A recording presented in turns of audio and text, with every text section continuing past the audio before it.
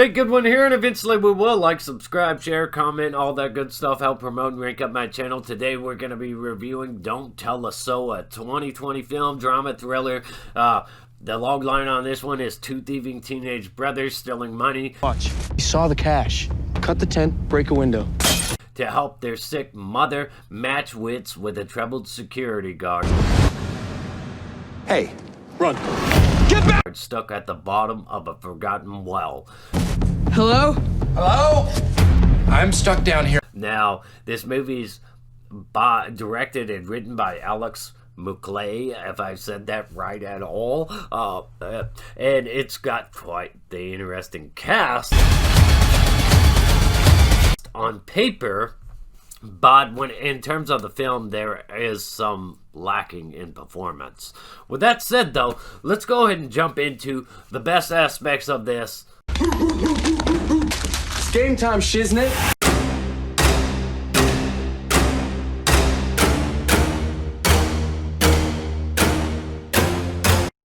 Alright, so the best things about this one, the premise in itself as a logline is relatively intriguing. I can see how this thing got greenlit. RainnWilson, or RainnWilson, however you pronounce his name, the office guy, he's pretty great in here, as it's more of a serious tone than all that comedic stuff. Desperate men do desperate things.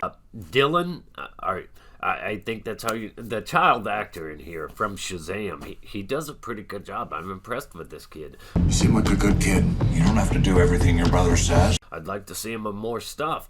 They're mostly convincing with their acting. It's not 100% foolproof. It's not the best, but some of it's really good. Some of it's really intriguing. It's a dark thriller, somewhat dark. With a couple of twists, heavy focus on the negative relationship between brothers. Even the opening, it highlights that with, I think it was a quote from Jane Austen. And one could cite this as a cliche: always a good brother, always a bad brother. That man is someone else's problem. Matt, we can't just leave him there.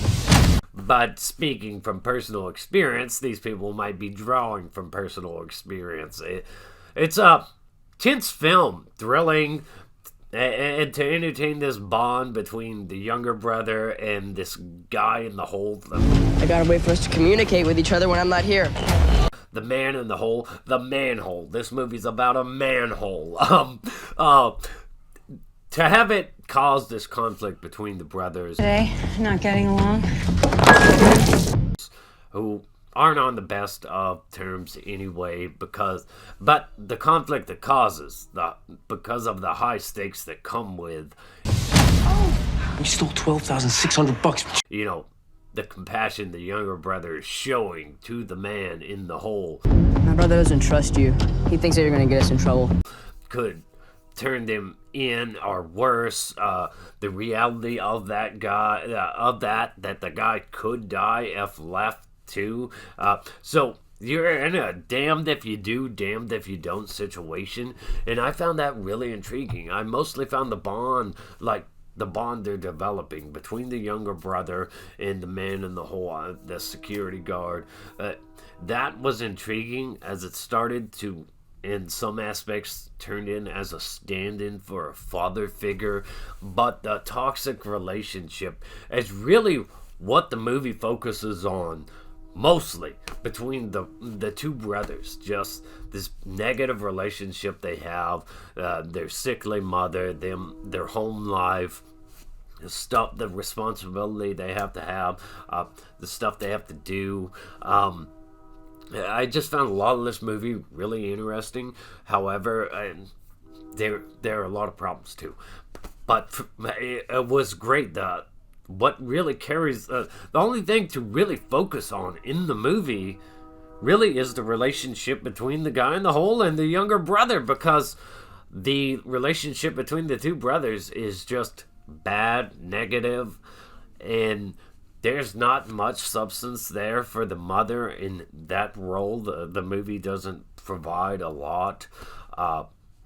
But music-wise, thrills, I wouldn't say action per se, but there are some pretty interesting, thrilling stuff in there. And there's some substance to these characters that make them intriguing. There's also an element of mystery to the man in the whole that really, really makes it work well. However, with that said, there's a lot of problems, and this movie doesn't always work well, and we're going to go ahead and get into that. So the bad things about this one is the story isn't amped up to the degree the trailer would have you believe. He's not the boss anymore! You're the man now! Some things in here that happen strain credibility. The pacing isn't the best. The direction they decide to take it isn't the most compelling either. And it kind of falls flat, honestly. For me, it kind of falls flat. A few moments in here will have you sighing or rolling your eyes. Mena, who plays the sickly mother, doesn't give her best acting, or there's just not much there for the character. And the older brother at times feels really over the top.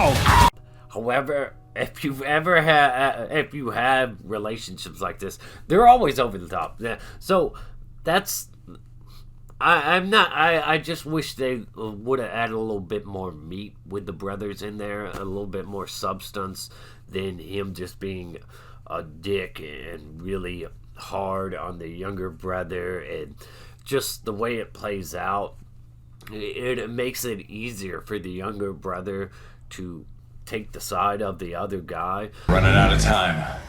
We can't leave him to die, Matt!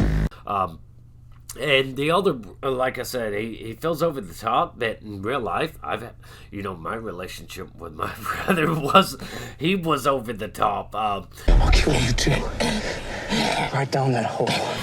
So, a couple of the confrontations in here too, the standoffs, they kind of take you out of the reality of the film, because they take it a little bit too far in certain areas, and then there's just something that's so convenient. It just, even though they have a justification in there, it's just so convenient that it's ridiculous.